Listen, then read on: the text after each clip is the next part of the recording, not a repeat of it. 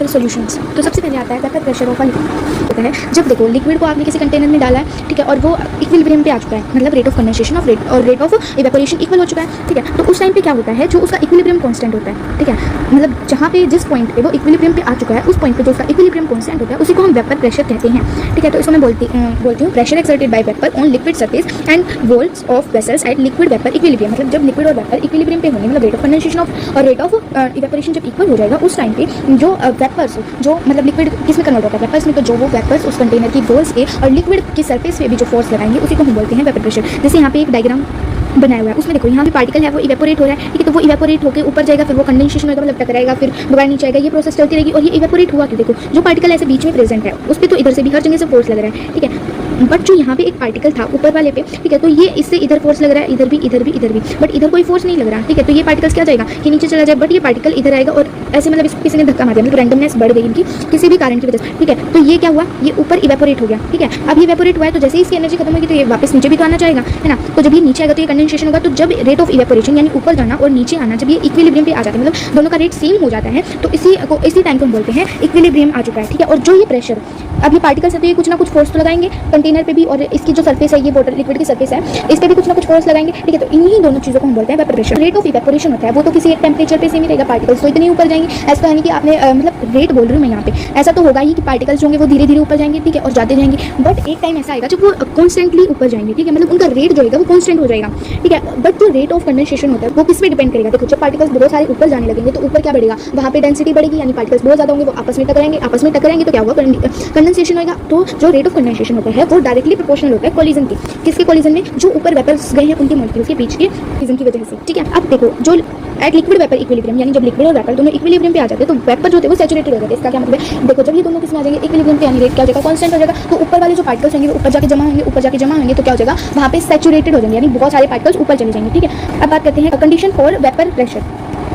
अब vapour pressure के लिए क्या कंडीशन है, देखो सबसे पहले तो हमने बोला था कि इक्विलिब्रियम होना चाहिए, और इक्विलिब्रियम पे मैंने बोला था कि रेट ऑफ कंडेंसेशन और रेट ऑफ इवेपोरेशन क्या होता है, इक्वल होता है। फिर वेपर प्रेशर जो होता है वो एक सरफेस फिनोमेना है। सरफेस फिनोमेना क्यों है, देखो वाटर की सरफेस की वजह से ही तो ऊपर जा पा रहे हैं, ठीक है, और ये किस पे फोर्स किस पे लगा रहे हैं, तो कंटेनर की सरफेस पे और एक लिक्विड की सरफेस पे, तो एक ऐसा फिनोमेना है, एक सरफेस फिनोमेना है। अब देखो मैंने बोला कि रेट ऑफ इवेपोरेशन तो कैसा रहता है, हमारा कांस्टेंट रहता है। तो देखो इधर हमने बनाया है रेट, देखो इस तरफ हमने बनाया रेट और इस तरफ हमारा टाइम, तो मैंने बोला कि रेट ऑफ इवेपोरेशन तो कैसा रहता है, कांस्टेंट रहता है। बट जो रेट ऑफ कंडेंसेशन होता है वो कैसा हो जाता है, वो क्या होता है, रेट ऑफ कंडेंसेशन बढ़ता है, कोलिजन बढ़ता है जैसे, बट जैसे ही इक्विलिब्रियम आएगा वैसे ही रेट ऑफ कंडेंसेशन और रेट ऑफ इवेपोरेशन क्या हो जाएंगे, दोनों इक्वल हो जाएंगे, तो ये ऐसे बढ़ता जाएगा। और ये इसके साथ यहाँ पे इक्विलिब्रियम पे जब ये आ जाएगा, मतलब ये टाइम जो है यहाँ पे ये दोनों किस में आ चुके हैं, इक्विलिब्रियम में आ चुके हैं। अब आगे देखते हैं, तो ये वाला पॉइंट मैंने बता दिया है कि जब लिक्विड और वेपर इक्विलिब्रियम पे आ जाते हैं तो उस टाइम पे जो उनका इक्विलिब्रियम कांस्टेंट होता है उसी को हम वेपर प्रेशर बोलते हैं, ठीक है। अब देखो यहाँ पे जो लिक्विड है जितना गैस में जा रहा है उतना ही वापस कन्वर्ट होकर लिक्विड में आ रहा है, ठीक है, और ये वही लिखा है, ये क्या है, केपी होता है इक्विलिब्रियम कांस्टेंट, ठीक है। तो ये वेपर प्रेशर, यहाँ पे हम वाटर की बात कर रहे हैं, तो vapour pressure of H2O gas equilibrium पे दोनों क्या हो जाते हैं, इक्वल हो जाते हैं, मतलब इसी पॉइंट को यहाँ पे लिखा है।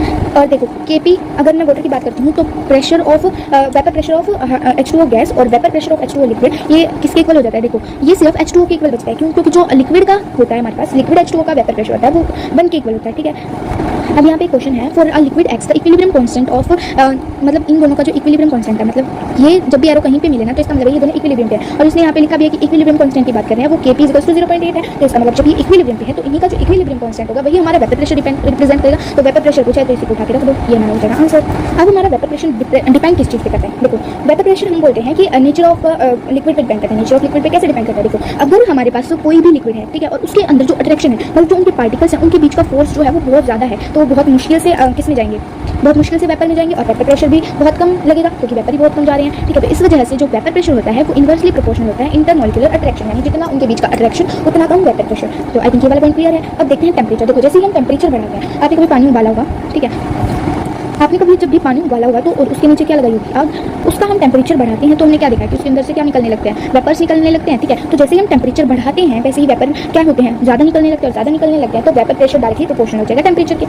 देखो अगर हम टेम्परेचर को बढ़ा रहे हैं तो इस बात को ध्यान से समझना, एंडोथर्मिक और एक्सोथर्मिक आगे भी बहुत जगह काम आएगा कि कहाँ पे डेल्टा H पॉजिटिव होता है, कहाँ पे नेगेटिव होता है। देखो जहाँ पे भी डेल्टा H हो अगर वो पॉजिटिव हो तो इसका मतलब ये समझो कि जो हीट का चेंज है ना, हीट मतलब फाइनल माइनस इनिशियल किया होगा हमने, डेल्टा H वही तो होता है फाइनल माइनस इनिशियल, तो मतलब फाइनल जो होगी वहाँ पे मेरी हीट क्या होगी, ज़्यादा होगी, और फाइनल अगर मेरी हीट ज़्यादा है तो मैंने हीट दी होगी, और अगर मैंने हीट दी है तो क्या हुआ है, टेम्परेचर बढ़ा है और हीट दी है। जब भी हम सिस्टम को हीट देते हैं तो कौन सी प्रोसेस होती है, वो एंडोथर्मिक होती है, ठीक है, और जब भी हम मतलब जो अगर सिस्टम है वो हीट रिलीज करता है तो वो एक्सोथर्मिक होती है, ठीक है।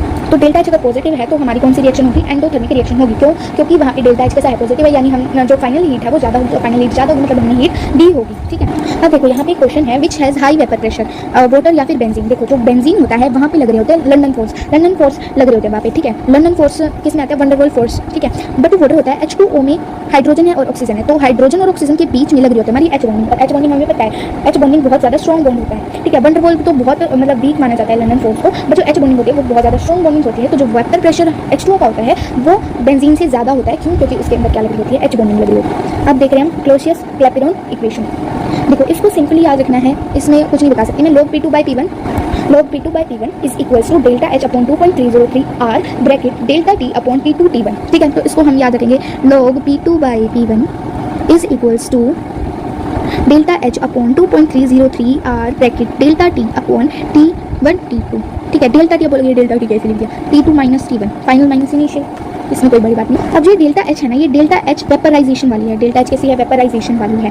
देखो अगर यहाँ पे मैं बात करती हूँ कि T2 अगर मेरा बड़ा है T1 से, तो ये मेरा कैसा आ जाएगा, पॉजिटिव आ जाएगा। और अगर मैं बात करूँ कि मैंने इसको हीट दी है तो डेल्टा एच में मेरा कैसा आ जाएगा, पॉजिटिव आ जाएगा। तो ये मेरी इक्वेशन क्या बन जाएगी, पॉजिटिव बन जाएगी। और पॉजिटिव बन जाएगी तो यानी ग्रेटर देन 0 हो जाएगी। ठीक है, तो एक तरह से मैं बोल सकती हूँ अगर मेरा T2 ज़्यादा है तो मेरा P2 भी क्या होगा, अगर मेरा T2 ज़्यादा है तो P2 भी क्या होगा, ज़्यादा होगा। क्योंकि देखो ये किसमें दिख रहे हैं आपको, डायरेक्टली प्रोपोर्शनल में दिख रहे हैं। तो अगर मेरा T2 ज़्यादा है T1 से तो मेरा P2 भी क्या होगा, P1 से ज़्यादा होगा। अब यहाँ पे एक क्वेश्चन है विच equation correctly represent variation of vapour pressure. तो हमने एक ही इक्वेशन पढ़ी अभी तक, log P2/P1 is equals to delta H vaporisation upon 2.303 R bracket T2 minus T1 upon T1 T2। ठीक है, तो देखो अब यहाँ पे कौन सी इक्वेशन में देख लो, P2 यानी मेरा प्रेशर जो हो वो ऊपर हो और डेल्टा टी मेरा क्या हो, या तो ऊपर हो या फिर इसके डिवाइड में आया हो। ठीक है, तो देखो यहाँ पे P ऊपर है, डेल्टा टी भी नीचे है, एच वेपराइजेशन भी ऊपर है, बट ये RT² सारी चीज़ें ठीक है, बट ये नेगेटिव साइन अभी तक तो हमने पढ़ा ही नहीं। हमने बोला कि ये एंडोथर्मिक रिएक्शन करते चलते पता। ठीक है, तो ये कैसा आना चाहिए, पॉजिटिव आना चाहिए, तो इक्वेशन गलत होगी। ये वाली देखो यहाँ पे हमने के अभी तक ऊपर पढ़ा ही नहीं है। ठीक है, के इज इक्विलिब्रियम कांस्टेंट, इसमें भी के है तो ये भी गलत, ये भी गलत। इसी में दिया हुआ है एक LNP ऊपर है। ठीक है, और dt मैंने बोला था या तो ये नीचे हो या ये यहाँ हो, तो इसमें नीचे आ चुका है और ये हो जाएगा हमारा ऑप्शन करेक्ट। ये क्या है, ये हमारी डिफरेंशियल फॉर्म है, क्लॉसियस-क्लैपेरॉन इक्वेशन की हमारी डिफरेंशियल फॉर्म है। ठीक है, चलो आगे चलते हैं फिर। देखो वेपर प्रेशर जो होता है किसी भी लिक्विड का, तो अभी तक मैंने क्या कहीं भी ये बोला, मैंने सिर्फ इतना बोला कि वो नेचर ऑफ लिक्विड पे डिपेंड करेगा और टेम्परेचर पे डिपेंड करेगा। मैंने अभी तक ये नहीं बोला कि वो शेप पे डिपेंड करेगा, साइज पे डिपेंड करेगा, उसके अंदर कितने होल्स हैं उस पर डिपेंड करेगा, खुला रखोगे उस पर डिपेंड करेगा या बंद करोगे उस पर डिपेंड करेगा। ठीक है, तो ये हमारा नहीं है। ठीक है, तो इसमें भी यही बोला है कि vapour pressure of liquid depend नहीं करता है सरफेस एरिया पे, शेप पे, साइज पे, या फिर ओरिफिस होता है कि उसके अंदर होल कितनी है, कितना बड़ा होल है। ठीक है, और या फिर कितना ज़्यादा हमने लिक्विड लिया है। ठीक है, इस बात पे वेपर प्रेशर डिपेंड नहीं करता है। जैसे यहाँ पे हमने एक वेसल लिया है, ओपन वेसल, और एक लिया हमने क्लोज वेसल। तो देखो, और या फिर कोई क्लोज वेसल है उसमें चाहे ओरिफिस भी है। ठीक है, तो हमने बोला कि वो साइज ऑफ ओरिफिस पे डिपेंड नहीं करती, तो दोनों का वेपर प्रेशर क्या होगा, सेम ही होगा।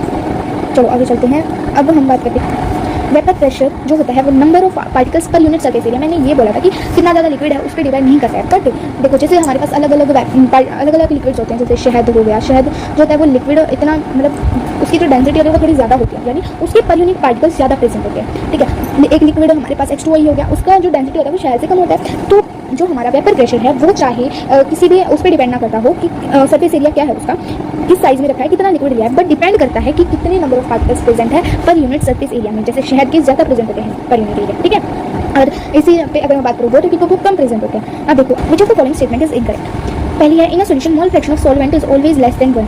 ठीक है, ये बात तो ठीक हो सकती है। अगर सोल्यूट कम प्रेजेंट है, हमें पता है सोल्यूट प्लस सॉल्वेंट की होती है 1, तो कम हो सकती है। Generally normality is not less than molarity of any solution. Normality हमें पता है, normality is equals to valency factor into molarity. ठीक है, तो जनरली सही बात बोली है, जनरली कम नहीं होती है। Two different liquid can never have same vapour pressure. ये वाली स्टेटमेंट मैंने बाद में ऐड की है, तो ये वाली मैं देखो भी, two different liquid can never have same vapour pressure. तो देखो अगर वेपर प्रेशर सेम हो सकते हैं बट टेम्परेचर सेम नहीं होना चाहिए। एक टेम्परेचर के सेम नहीं होंगे बट वैसे अलग अलग टेम्परेचर के सेम हो सकते हैं। तो ये वाली स्टेटमेंट की हमारी गलत हो जाएगी, क्योंकि यहाँ पे नहीं लिखा हुआ है एट सेम टेम्परेचर। ठीक है, ये मैंने बताया कि मैंने ये बाद में ऐड किया है। 1 m solution is more concentrated than 1 m। ये वाला m रिप्रेजेंट करता है मोलैरिटी को और ये रिप्रेजेंट करता है मोलैलिटी को। इसमें हम वॉल्यूम का लेते हैं और इसमें हम मास का लेते हैं, volume by mass.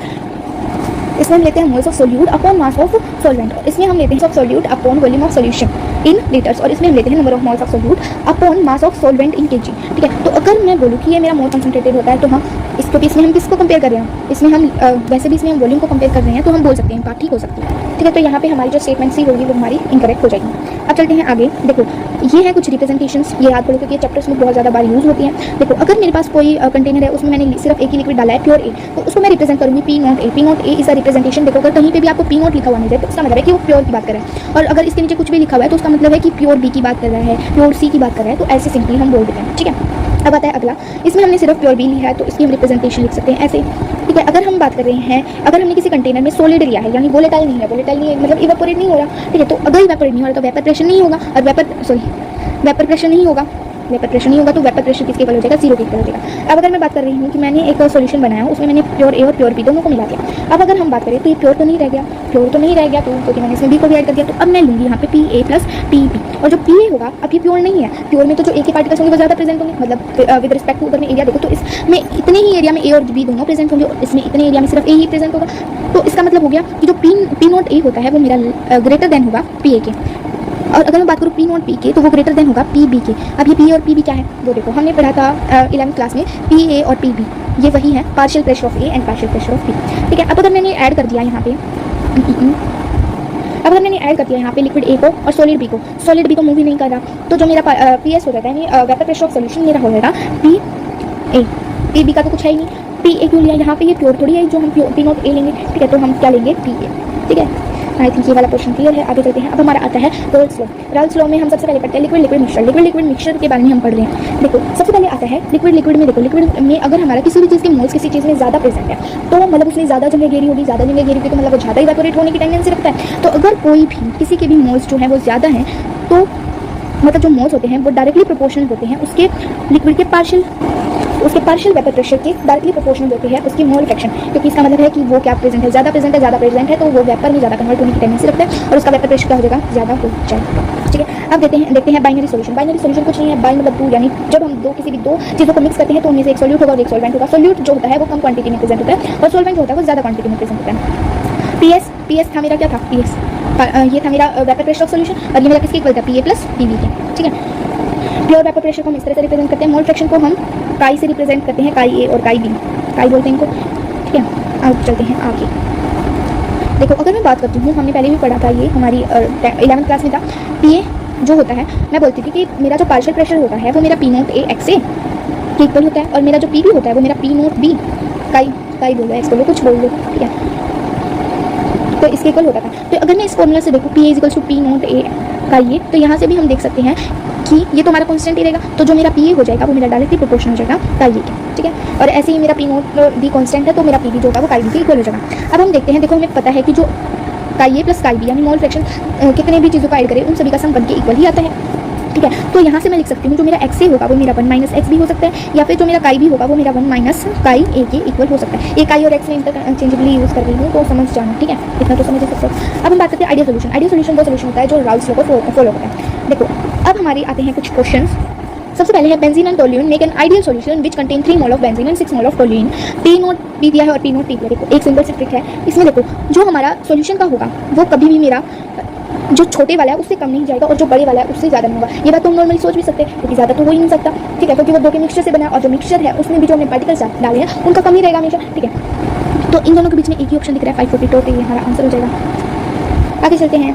The vapour pressure of solution made by mixing 2 mole of liquid A with 3 mole of liquid B और पी नॉट ए और पी नॉट बी दिया है। तो पहले तो देखो इन दोनों के बीच में कौन कौन सा आंसर है, तो सारी इनके बीच में। देखो अब एक और ट्रिक है। देखो अगर किसी का भी पार्शियल प्रेशर ज़्यादा दे रखा है और काफ़ी ज़्यादा, यहाँ पे अप्रोक्स 600 का गैप है। ठीक है, और अगर मैं देखो मोल्स में सिर्फ एक ही का गैप है। ठीक है, तो मोल्स का जो डिफरेंस है वो बहुत ज़्यादा छोटा है और जो मेरा पार्शियल प्रेशर जो मेरा प्योर प्रेशर का डिफरेंस है वो बहुत ज़्यादा है, और इसी वजह से जो बड़े वाला है उसकी तरफ कौन सा भी सबसे ज़्यादा पास वाला आंसर है वही लगा दो। ये वाला आंसर हो जाएगा क्योंकि सबसे पास यही है। अब देखते हैं आगे। यहाँ पे देखो, यहाँ पे लिखा है 10 मोल ए एंड 1 मोल बी, यानी अप्रोक्स 9 मोल्स का गैप, और 9 मोल्स का गैप बहुत ज़्यादा होता है। ठीक है, देखो अगर हम बात करते हैं प्रेशर की तो उसमें अप्रोक्स 200 का गैप होता है। 200 के बाद वाले जितने होते हैं उनको माना जाता है कि ये बड़े गैप है। ठीक है, तो यहाँ पे 9 मोल्स का गैप है और यहाँ पे सिर्फ कितने का गैप है, 100 का। तो ये तो इतना ज़्यादा नहीं है, बट ये तो बहुत ज़्यादा है मोल्स के हिसाब से। मोल्स में तो काफ़ी कम गैप को भी बहुत ज़्यादा पूछ देते हैं, कम से कम 3-4 मोल के बाद का गैप जो होता है वो बड़ा मानना जाता है। ठीक है, तो यहाँ पे हम बोलेंगे कि ये 9 मोल का गैप ज़्यादा है, तो बड़ा कौन सा है, ए वाला है। तो जो भी आंसर ए वाले के पास है वही हमारा आंसर हो जाएगा। देखो 188 तो हो ही नहीं सकता क्योंकि वो 200 से कम है, ये 300 से ज़्यादा है, ये वाला या ये वाला हो सकता है, और ज़्यादा पास कौन सा है, ये वाला है तो ऑप्शन भी हमारा आंसर हो जाएगा। अब अगर हम बात करते हैं if temperature at which solution, देखो ये भी एक बहुत इंपॉर्टेंट बात है, याद रखना। अगर हमारे पास टेम्परेचर दिया है और बोला है कि जो ये सॉल्यूशन है ये उस टेम्परेचर पे है जहाँ पे बॉइल हो रहा है, तभी हम उसको बोल सकते हैं 180 के इक्वल लेंगे और वो मेरा 760 mmHg के इक्वल हो जाएगा। जैसे इसी पे अब हम एक क्वेश्चन करने वाले हैं।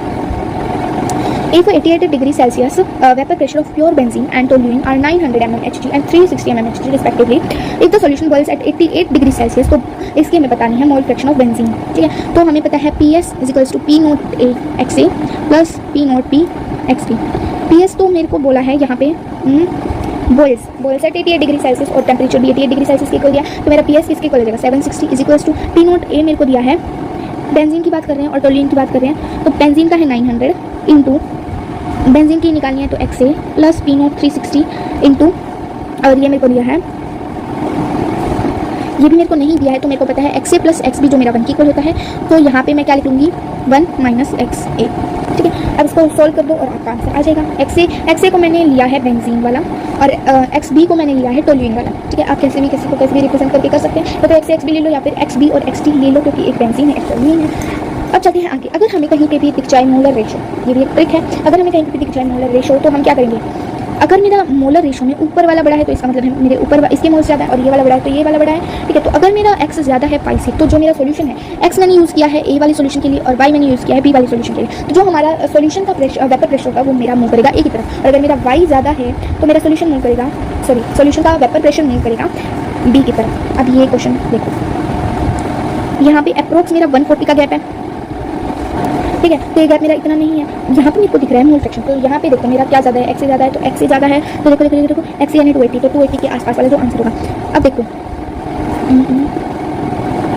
XA यानी 280, ये वाला तो नहीं हो सकता क्योंकि इन दोनों के बीच में भी नहीं, ये भी नहीं होगा, और ये वाला तो ज़्यादा पास मेरा कौन सा है 350, तो मेरा आंसर आ जाएगा 350। अगला आता है, यहाँ पे भी हमारे पास मोलर रेशो दिया है, 4 मेरा ज़्यादा होता है, 4 ज़्यादा होता है, तो मेरा 120 के आसपास वाला जो आंसर होगा तो ये 180।